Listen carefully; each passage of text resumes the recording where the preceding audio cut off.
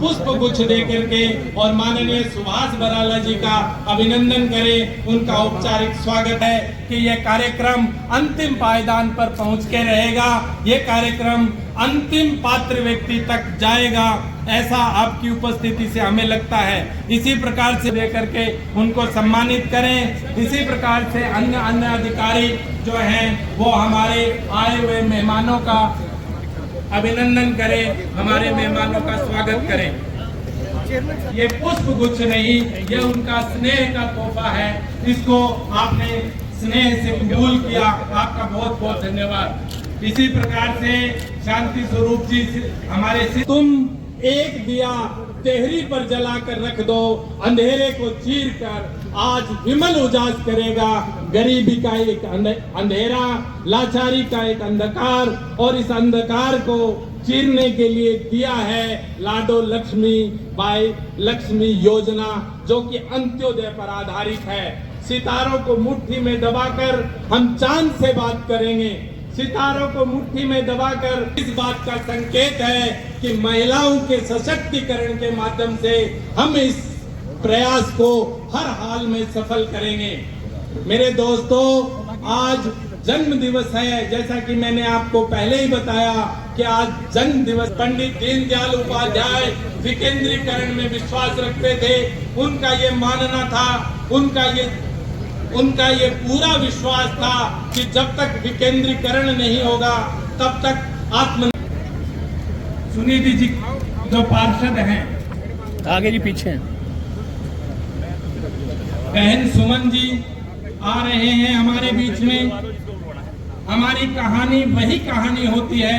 इस कार्यक्रम में हमारे मुख्य अतिथि के तौर पे हमारे राज्यसभा सांसद आदरणीय श्री सुभाष बराला जी, भाई श्री यतीन्द्र जी, वरिष्ठ नेता आदरणीय अंकल श्री जगदीश जी चोपड़ा, हमारे प्रदेश सचिव श्री सुरेंद्र आर्य जी, यहाँ पे उपस्थित हमारे पूर्व में विधायक रहे आदरणीय श्री गोपाल उपस्थित हैं, जितने भी मेरे पार्षद साथीगण हैं, सभी का मैं यहाँ पहुँचने पर तहे दिल से आभार और तहे दिल से बहुत बहुत धन्यवाद करती हूँ कि आप सभी इस कार्यक्रम में आए, और मैं आशीर्वाद करती हूँ, प्रणाम करती हूँ कि आप सभी इस कार्यक्रम में आए।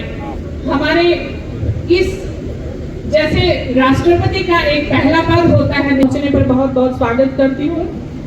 आज जो ये कार्यक्रम है पंडित दीनदयाल उपाध्याय जी की जयंती के निमित्त 2100 रुपए दिए जाएंगे।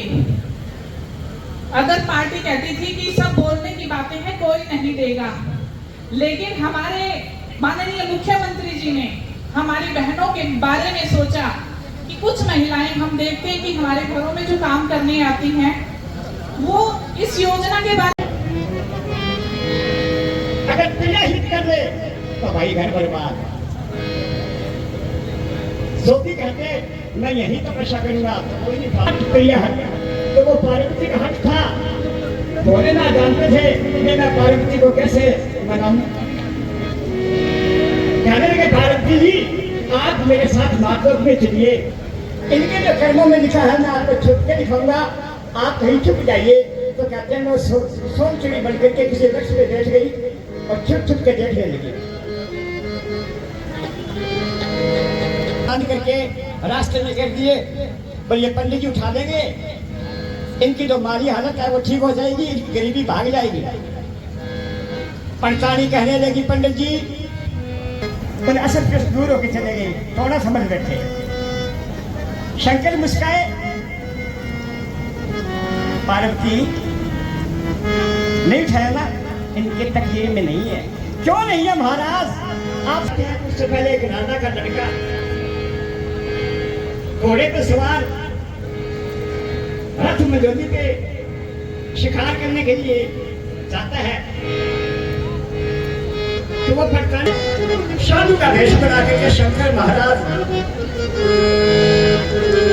उन तीन वृक्षों के आगे प्रकट होते हैं। बड़ी मांग बोली है भोलेनाथ, मुझे इतना सुंदर स्वरूप दो। इस प्रकार से आप देख रहे हैं कि किस प्रकार से लाभ हमारे घर में पहुंच रहा है।